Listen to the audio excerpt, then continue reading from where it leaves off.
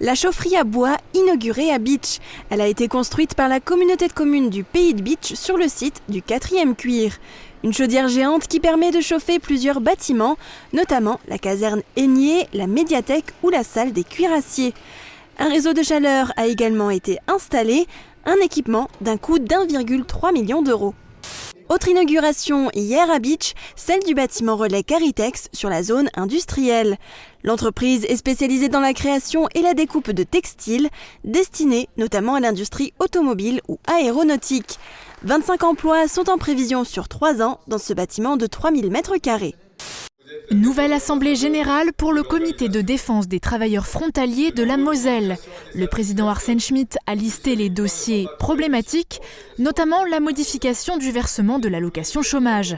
Ce versement ne serait plus assuré par le pays de résidence, mais par l'Allemagne, entraînant alors des problématiques variées.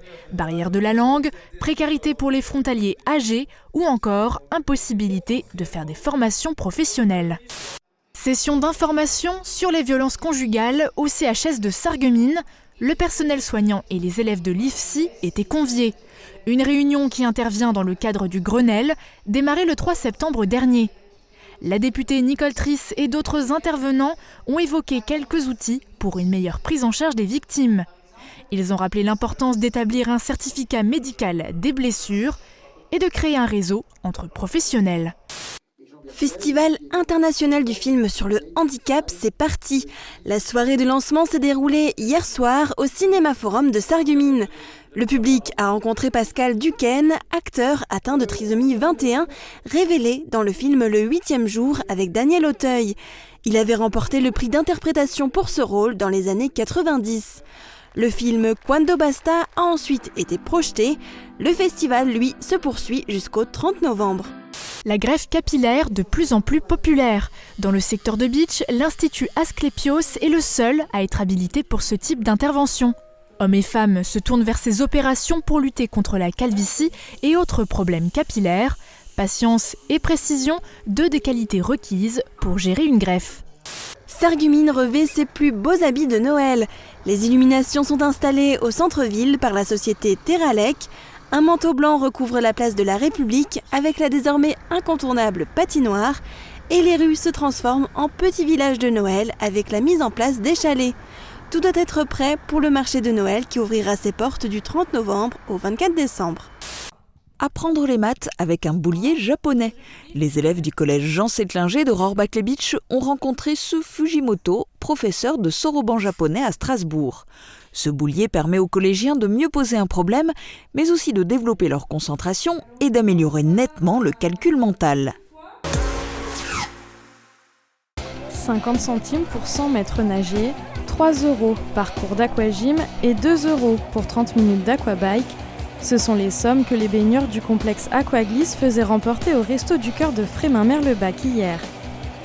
10 heures pour la solidarité, une action caritative réitérée tous les ans depuis 11 ans déjà. Samedi soir, la piscine olympique de Forbach organisait sa 6e aquaparty.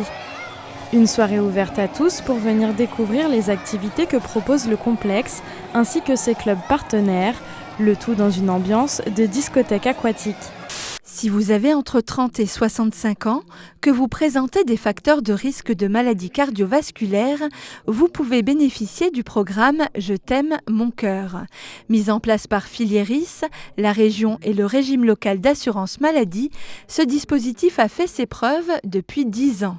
Il permet un accompagnement pluridisciplinaire complet, personnalisé et gratuit à chaque adhérent. Les associations sont souvent confrontées à une pénurie de bénévoles. C'est en partant de ce constat que le club Barabino a voulu agir. En partenariat avec le CCAS de la ville de Forbach, les élèves du lycée Blaise Pascal et de nombreux autres partenaires, l'association a organisé une après-midi du bénévolat à la salle des fêtes. L'idée, mettre en relation les associations avec des bénévoles potentiels. Le sport est à l'honneur à la salle Wouters de Frémin-Merlebach. Voilà bientôt 30 ans que la municipalité récompense ses sportifs méritants mais aussi ses arbitres, ses coachs et ses nombreux bénévoles.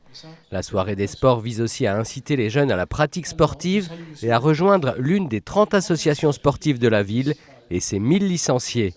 Elle est alors envoyée à Auschwitz où elle va connaître l'horreur, la mort de ses proches, les travaux forcés, les coups, les humiliations et les privations de toutes sortes.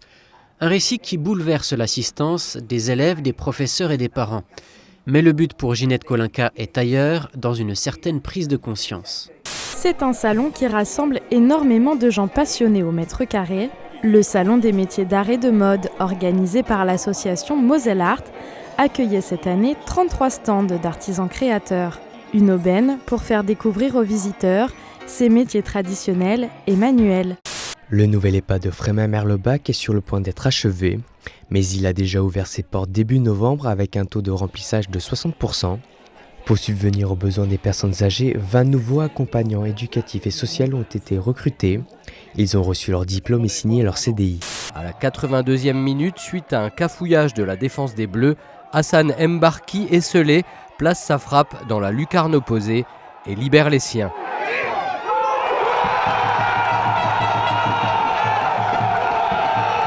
S'en suivra une altercation entre un joueur forbachois et l'entraîneur hambourgeois, 3 expulsions et une interruption de match de plusieurs minutes. À retenir, pas grand-chose, si ce n'est que c'est bien Hambourreau qui jouera le 8e tour de la Coupe de France.